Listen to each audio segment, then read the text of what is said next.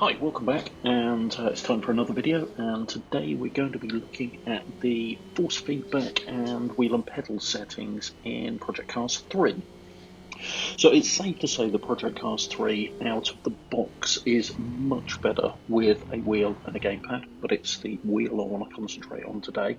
The number of options for setup have been reduced massively, and in all honesty, they are easier to use. But one of the issues is that there is absolutely no explanation text on any of these values at all. So whilst you have kind of gained in terms of the accessibility in that you can use your wheel pretty much out of the box now, when it comes to adjusting it, there's not really a great deal to help you. Now, I'm recording this on the morning of launch day, so there may be a patch that adds this in, I don't know, but this is my take on it. Now, I'm using a T300 and these are my settings for my T300. I'm going to talk through what my impression and understanding of each of them is, and that way you should hopefully be able to use an understanding of the values to play around with your own wheel if it's not a T300. Okay, so what I want to start with is the strength value. Now, all of these values go from 0 to 100. Strength is the overall strength of your force feedback, so how much force feedback you're getting through the wheel itself. Now, I've got to be honest, I have a bit of an issue with the way a lot of force feedback gets set up and is indeed set by default in a lot of titles, because it's commonly set to He-Man levels of strength. Now, I'll be perfectly honest with you, I've driven an awful lot of cars in my life, both on-road and on track. Power assisted, non-power assisted, on road tyres, on semi-slicks, on full-blown slicks. And the vast majority of people's force feedback settings and the defaults in titles, which I think leads people down that way, are far, far, far too heavy. There's a common misconception in sim racing that you should basically set your strength to the level that you get clipping and then dial it back a bit. But in most cases, that's going to be far heavier than reality. In reality, your steering, particularly in a modern road car, is actually very light. There's very little resistance in there at all. Yes, in older non-assisted steering you have more resistance, but you have that when you're parking. That's where power steering came from, is basically to allow you to park and manoeuvre at low speed very easily. But it removed weight from the steering, so it got put back in artificially, and most of that weight you actually feel on your road car, if it's a modern road car, is actually in there artificially. It's not real. If you didn't have that built-in resistance, you basically wouldn't feel a great deal, particularly with modern electric systems. So I've found for the T300 that strength of 30 works absolutely fine. It's giving you enough resistance to feel like on the road cars a modern power-assisted system, but on some of the older systems, such as the Audi that was used in one of the recent Rivals modes. I completely forget what it is. I think it's the old IMSA one or GTO, something like that. It's the old fast 80s looking Audi. That's not got power assisted steering, it's running slicks, and you can feel that weight up a lot more, much more than 30, and I found that that car in particular became far too heavy to steer at speed, and that's not as something of that nature should be. So I found for my T300 a value of 30 works well. If you've got a wheel with less torque, so like Logitech G series, you may need to up that slightly, or Thrustmaster T150, something like that, you may need to up it slightly. If you're using a higher torque wheel like a Fanatec, you might want to dial that down a little bit.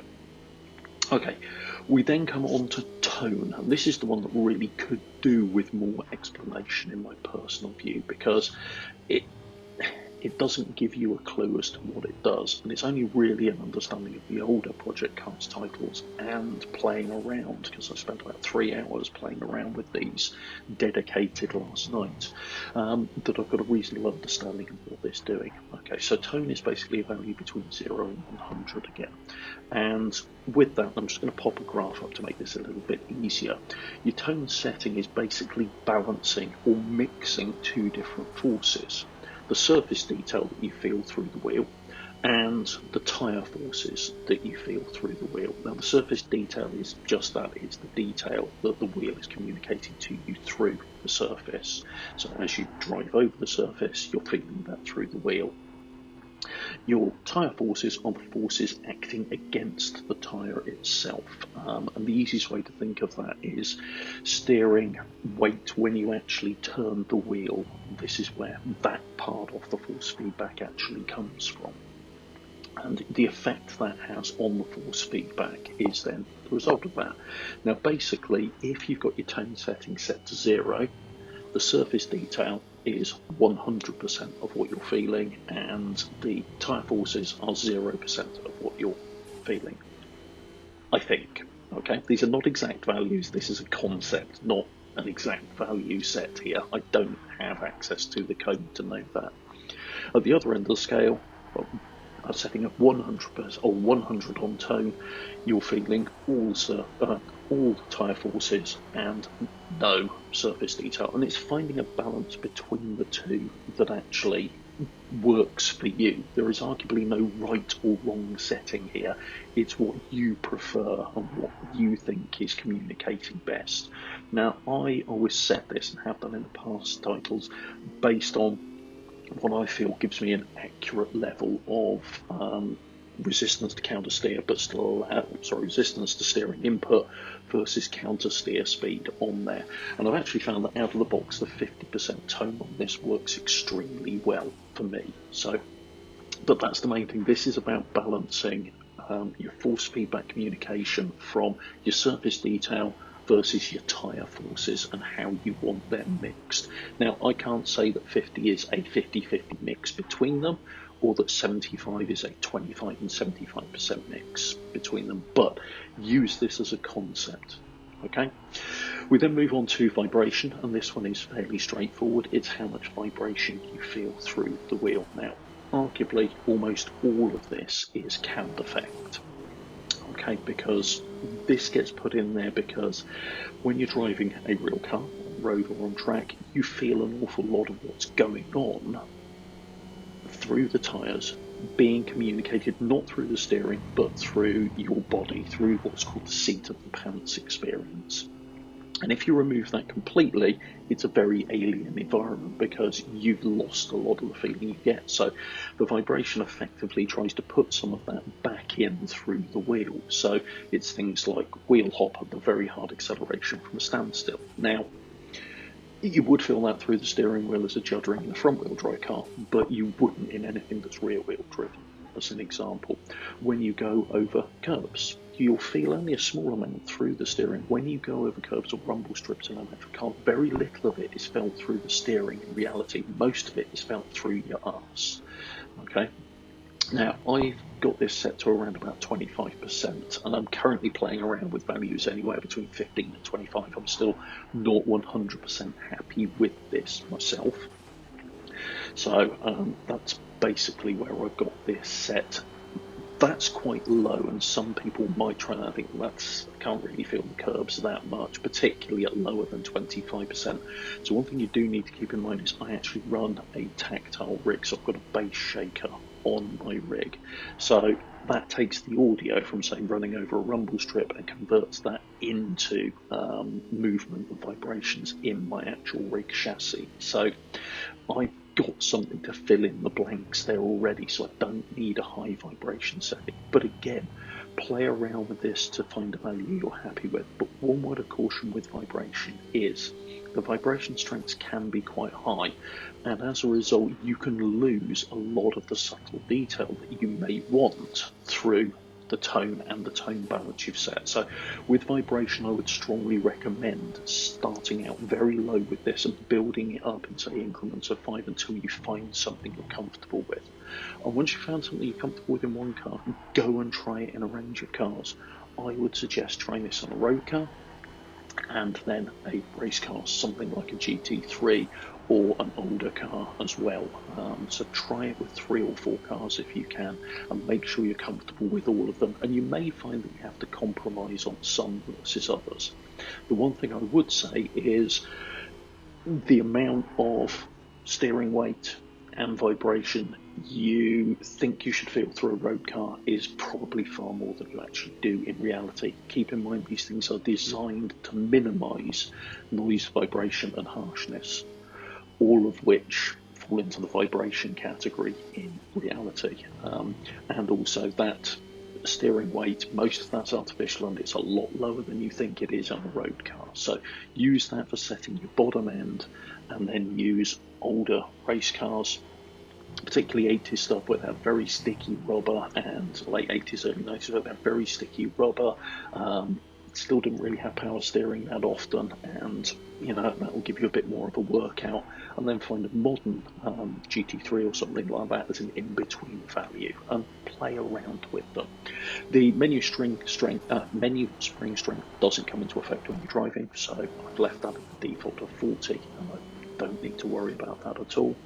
We then come down to the bottom half of this settings screen, and one thing I did find is that the steering, throttle, brake and clutch dead zone all had values in by default on mine. Now, I'll be perfectly honest with you, I don't know why they put values in there by default, and I've zeroed all of them. You may need to put a dead zone in, but personally I would not have set up the standard data to have default set dead zone values in there. Steering dead zone you may need to put in if you're using a Logitech G series wheel, because being purely gear driven there is a bit of slack around dead center, and the dead zone may help you accommodate for that, so it only starts steering when you actually feel the steering force being applied. Throttle dead zone I see no reason to have whatsoever. Brake dead zone and clutch dead zone, well, clutch dead zone again, don't really see any reason for that one to be anything other than 0, but brake dead zone you may want to set, particularly if you're the type of person that rests your left foot on the brake pedal. With clutch, if you rest it on the clutch pedal, you may want it on there. And this is so by setting a small dead zone, if you are, as you're resting, pressing down on the pedal slightly, it's not activating it. So if you do find you rest heavily on either the clutch or in particular the brake, you may want to adjust the dead zone and just pop a 2 or 3 value dead zone in there and see how it goes. I don't have it set because I don't rest heavily enough on the pedals to do that. You've then got the sensitivity values. Now, throttle sensitivity, and this again, it's a linear scale effectively between what you're putting in and the strength it is. So with throttle sensitivity, what I tended to find with this is at 50%, this is 1-to-1 effectively. So what you're putting in is what you're getting. And the linear throttle is good for the vast majority of cars. And it's a good balance across cars. Now, in reality, cars have very different throttle mappings depending on what they are. Road cars tend to have a lot lower sensitivity throttle, because they don't want you just accelerating like a lunatic. And that's where sport mode button comes in most road cars. If you've got a sports button, you're not actually going any faster. What it's doing is messing with the throttle sensitivity and making it more sensitive at smaller inputs, making it feel more dynamic because the engine is picking up more quickly. If you bury the throttle to the carpet on both sport mode on or off, unless it's actually unlocking extra bhp in your engine, you're going to get 0 to 60 in the same time. But it can have quite a big effect. Now, if you find that you're having trouble with high power rear wheel drive cars, particularly if you've got traction control switched off, you might want to lower the throttle sensitivity, because what that's going to do is dampen down your initial inputs and give you more to play with as you first start depressing the pedal, and that could help a lot with keeping control of those higher power rear wheel drive cars. It's a similar thing with brake sensitivity and clutch sensitivity. They work in the same way. I've actually left these 3 at the default values because I find they work well enough. Brakes and clutches would tend to have a lower sensitivity at the initial part of the travel and then ramp up as you get towards the end of the travel, and that works quite well because it gives you more room to play around with the brake pedal and the clutch itself, although we're primarily again talking about the brake pedal here. So It's quite a useful setup and is something that you can play around with to quite good effect. As I say, from my understanding and my playing around, the sensitivity, the higher the number, the more sensitive it is, the lower the number, the less sensitive it is, and the more you can play around in that initial range of travel. So these are my settings on the T300, and hopefully these explanations around what each of the settings do has given you some understanding of what goes on with these, and will help you, regardless of your will, set your own force feedback settings up in a manner that's going to suit you. As I say, it's much easier to do than it was on Project Cars or Project Cars 2, but it still does require some explanation, and hopefully this has been useful. So thanks very much for watching. If you've enjoyed this video and found it useful, please hit the like button, and if you want to see more content like this, subscribe away and hit the bell icon to be notified when new videos get uploaded. Thanks very much. Take care.